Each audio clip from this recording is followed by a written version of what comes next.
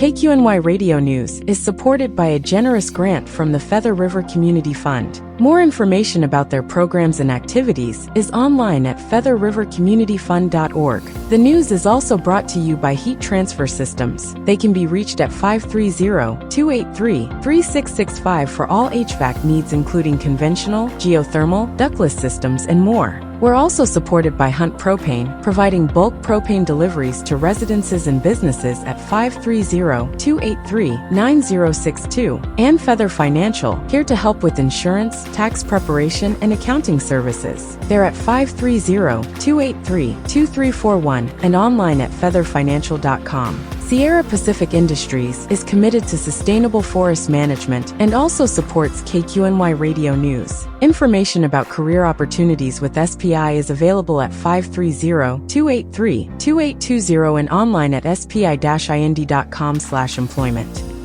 In partnership with the Plumas Sun, this is KQNY Radio News.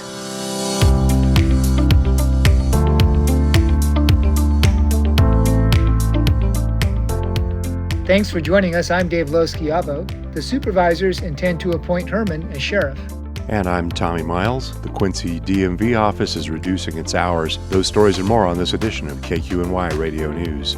When Sheriff Todd Johns retires July 28th, the Plumas County Board of Supervisors intends to appoint Undersheriff Chad Hermann as sheriff for a term that will last until the next presidential election in 2028. Despite widespread support for Hermann, it was not a simple decision. The 3-2 board vote July 1st came after a 40-minute discussion. Supervisors Sarasola and McGowan voted no. The early part of the board's discussion was dominated by testimonials of support for Hermann, who has worked for the sheriff's office since 1994 and served as undersheriff for 5 years. The board received letters from private citizens and past and present employees of the sheriff's office. Board of Supervisors Chairman Kevin Goss read aloud a letter of support for Hermann from the Plumas County Sheriff's Employees Association. Plumas County Counsel Joshua Brechtel opened the July 1st meeting by clarifying that the supervisors did not have the option of calling for a general election to replace Sheriff Johns. They have wide latitude in making an appointment, he said. The purpose of the discussion was to decide on that process, he said. Supervisor Jeff Engel moved to appoint Hermann 20 minutes into the discussion. Goss provided a second. After Engel's motion, Brechtel further clarified that the supervisors cannot make a formal appointment until John's resignation takes effect. They can certainly express their intent of what they're going to do on that date. We can establish this is what's going to happen, Brechtel said. By appointing, we are circumventing part of the election process. I personally would support developing the methodology for advertising and soliciting interviews, McGowan said. Following Brechtel's clarification of the appointment process, Engel made a motion to the supervisors for expressing the intent to appoint Hermann as sheriff, to formalize it August 5th, and to allow no interviews. Goss, Hall, and Engel voted yes. Sasola and McGowan voted no. If he is formally appointed August 5th, Hermann will serve until 2028 when the next presidential election is held. For more information, please see plumasun.org.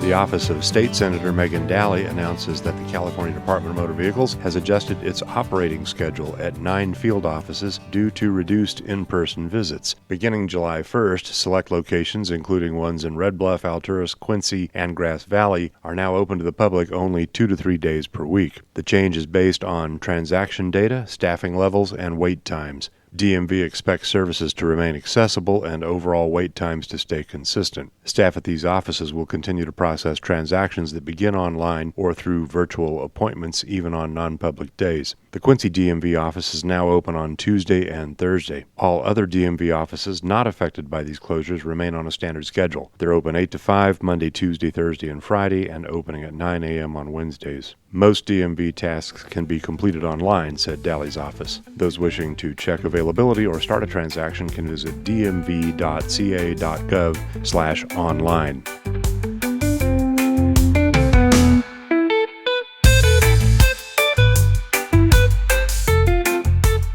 DramaWorks announces that the West End Theater in Quincy is presenting a record-breaking 6 shows in its 2025-2026 season. Season tickets are available to purchase online. The season opens with the clever and fast-paced Ms. Holmes and Miss Watson Apartment 2B, a sharp contemporary twist on a classic partnership that celebrates friendship, brilliance, and bold reinvention. Next, Bonnie and Clyde brings a powerful score and a poignant narrative about two souls searching for meaning and legacy, a reminder that even flawed stories can be filled with heart. Then Tennessee Williams' classic, The Glass Menagerie, invites audience to look inward through memory, fragility, and the dreams we chase or leave behind.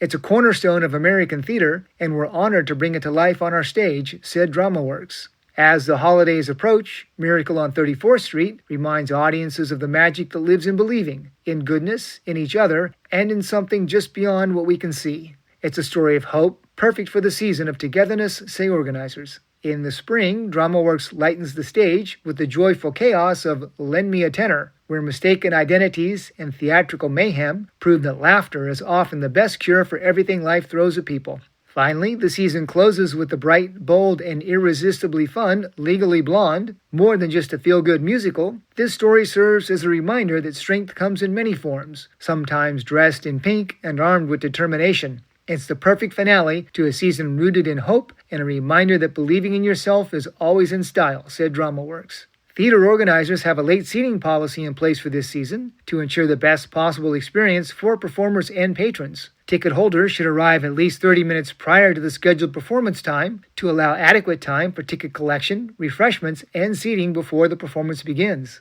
Latecomers will be admitted at the discretion of house management and only at a suitable break in the performance. This may mean a significant delay in seating, and in some cases, late seating may not be possible until intermission. For some productions, late entry may not be possible. For more information, please see plumasun.org. And that's it for this edition of KQNY Radio News. Thanks for joining us. We'll see you again soon. This program is a production of KQNY Community Affairs Programming, and it's powered by the Plumas Sun, a group of Plumas County journalists and organizers committed to providing high-quality, objective coverage of local news. The Plumas Sun and KQNY both depend on community support, so please consider helping us out by going to KQNY919.org and plumasun.org and making a donation. Thank you for helping to keep local news on the web and on the air.